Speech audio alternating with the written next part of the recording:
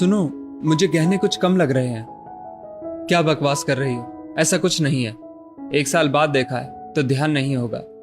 अपनी पत्नी रूबी की बात सुन अतुल चौंकते हुए बोला, नहीं अतुल, देखो इसमें झुमके नहीं है और 2 अंगूठियां भी गायब हैं। हाथों में ली हुई पर्ची से गहने मिलाती रूबी बोली। अब अतुल के कान भी खड़े हो गए। झट से रूबी के हाथों से पर्ची ले एक एक गहना मिलाने लगा। सच में गहने कम थे। ऐसा कैसे हो सकता है रूबी? पापा ऐसा नहीं कर सकते हमारे साथ। मुझे भी कुछ समझ नहीं आ रहा अतुल। क्या पापा जी से पूछना सही होगा? अभी रात हो गई है, कल सोचते हैं क्या करना है, अतुल ने कहा। और दोनों पति पत्नी सोने चले गए, लेकिन आंखों से नींद दोनों के गायब थी। अतुल और रूबी घर से दूर दूसरे शहर में रहते थे और अतुल का परिवार, जिसमें उसके पापा राधे श्याम जी, मम्मी शीला जी, भाई भाभी और अतुल की छोटी बहन सौम्या, सभी पटना में रहते थे। अतुल और रूबी की शादी को 2 साल हुए थे और शादी के समय रूबी को उसके मायके से बहुत सारे गहने दिए गए थे। जब शादी के कुछ समय बाद रूबी और अतुल पटना से दिल्ली जाने लगे तो शीला जी ने सारे गहने ले जाने से रूबी को यह कह रोक दिया कि अभी सारे गहने ले जाना सुरक्षित नहीं। जब वहां लॉकर ले लो फिर लेती जाना गहने, तब तक यहाँ के लॉकर में रख दो। रूबी और अतुल को भी माँ की बात जायज लगी तो कुछ हल्के गहने ले बाकी रूबी ने अपनी सासू माँ को दे दिए रखने को। बचपन से ही रूबी की आदत थी हर चीज को सलीके से रखने की।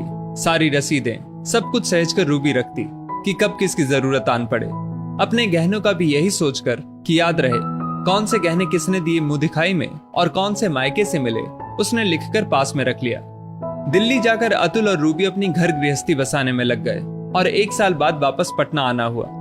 इस बार रूबी को अपने मायके भाई की शादी में भी जाना था तो उसने गहने लॉकर से निकलवाने को सासू माँ को बोल दिया। लिस्ट के कारण जब गहने आए तो रूबी को पता चल गया कि गहने कम हैं। करवटें बदलता अतुल भी यही सोच रहा था कि अगर लिस्ट ना होती तो शायद 2 अंगूठी और एक झुमका गायब है ये पता भी ना चलता, क्योंकि इतने गहनों में से 1-2 गायब भी हो तो क्या याद रहता है। हो सकता है पापा ने कहीं और रख दिए हों। रात भर अतुल खुद को दिलासा देता रहा। आज अपनी पत्नी के आगे खुद को कितना छोटा महसूस कर रहा था। उसके अपने घर वालों ने उसकी पत्नी के गहने निकाल लिए थे। क्या सोच रही होगी रूबी? कैसे लोग हैं उसके ससुराल वाले। अगले दिन जैसे ही अतुल ने गहनों के विषय में पूछा, शीला जी ने हंगामा मचा दिया। तुम्हें शर्म नहीं आती? हमें चोर बनाते हो। अभी 1-2 साल हुए शादी को और माँ बाप चोर लगने लगे तुम्हें। माँ, बात चोरी की नहीं है, गहने तो कम है ये पक्का है, और मैं तो बस पूछ रहा हूं। परेशान हो अतुल ने कहा। बात बढ़ती देख राधेश्याम जी ने अतुल को कहा, जरूर कोई भूल हुई है अतुल बेटा, क्योंकि तुम्हारी शादी के पहले ही मैंने लॉकर के लिए अप्लाई कर दिया था और मुझे लॉकर मिल भी गया था, क्योंकि मैं खुद दोनों बहुओं के गहने साथ रखने के पक्ष में नहीं था। अंदर कमरे में बैठी रूबी भी सारी बातें सुन रही थी। बात बढ़ती देख और रिश्ते में दरार ना आ जाए ये सोच रूबी ने अतुल को चुप रहने का इशारा कर दिया। आखिर माता पिता से 1-2 गहनों के लिए लड़ना किसी भी दृष्टिकोण से उचित नहीं था। उदास मन से अतुल और रूबी चुप होकर रह गए। वहीं राधे श्याम जी ने लॉकर की चाबी और रूबी के गहनों की जिम्मेदारी भी अतुल को ही सौंप दी। कुछ दिन रुक अतुल और रूबी वापस दिल्ली चले गए, लेकिन गहनों की बात राधे श्याम जी के मन से गई नहीं थी। आखिर रूबी और अतुल कह रहे हैं तो जरूर सच ही कह रहे होंगे, लेकिन गहने मैंने ही लॉकर में रखे थे, फिर गायब कैसे हो गए। इसी उधेड़-बुन में कुछ समय बीत गया।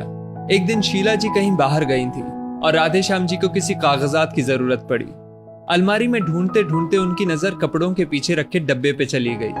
जैसे ही उन्होंने डब्बा खोला वो दंग रह गए। अंदर वही झुमके और अंगूठियां पड़ी थी। धम से वहीं बैठ गए राधे श्याम जी और घर लौटते ही सवालों की बौछार कर दी राधे श्याम जी ने अपनी पत्नी के ऊपर। ये क्या कर दिया शीला जी आपने? शर्म नहीं आई खुद के बेटे बहू से धोखा करते? इन 2-4 गहनों के लालच में अपने बच्चों का विश्वास खो दिया। ऐसा क्या दिखा तुम्हें इन गहनों में? शादी के इतने सालों में क्या नहीं दिया तुम्हें? कपड़े, गहने, बताओ अब चुप क्यों हो? पति के हाथों में डब्बा और झुमके देख शीला जी को काटो तो खून नहीं की स्थिति हो गई। मुझे माफ कर दीजिए, गलती हो गई मुझसे। जब रूबी दुल्हन बनाई तभी सौम्या को उसके झुमके और अंगूठियां पसंद आ गए थे तो उसने मुझसे कहा भाभी से दिलवा दो। मैंने रूबी से कहा भी कि इकलौती ननद का नेक तो बनता है रूबी बहू, कुछ उपहार दे दो सौम्या को, तो उसने एक हल्की सी अंगूठी पकड़ा दी सौम्या को। आपने जब अतुल और रूबी के जाने के बाद अलमारी में गहने रखे तो जिद कर सौम्या ने मुझसे निकलवा लिए। कितने सारे गहनों में क्या याद होगा भाभी को। बेटी के मुंह में गलती हो गई मुझसे, माफ कर दीजिए मुझे। माफ कर दूं तुम्हें अतुल की माँ, कैसे माफ कर दूं? क्या तुम्हें एक बार भी नहीं लगा कि सौम्या की मांग नाजायज थी?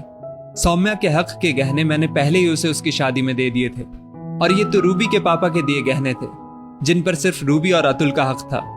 तुमने आज मुझे मेरे बच्चों के सामने शर्मिंदा कर दिया अतुल की माँ। कैसे भूल गई तुम कि माँ बाप और बच्चों के बीच सबसे कीमती चीज विश्वास होती है, और आज तुम्हारे कारण वो मैंने खो दिया।